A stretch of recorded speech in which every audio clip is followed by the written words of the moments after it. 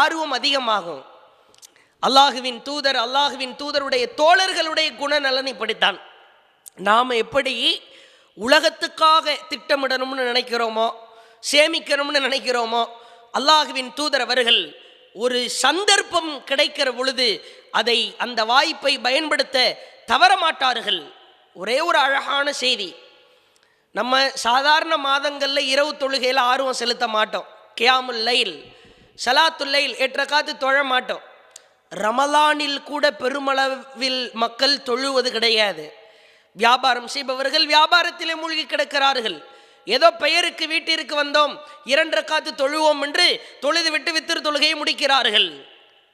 ஒவ்வொரு நாளும் ரமலான் மாதத்தில் நாம் இரவு தொழுகை தொழுவது அல்லாஹ் நமக்கு எவ்வளவு பெரிய பாக்கியத்தை வழங்குகிறான் தெரியுமா?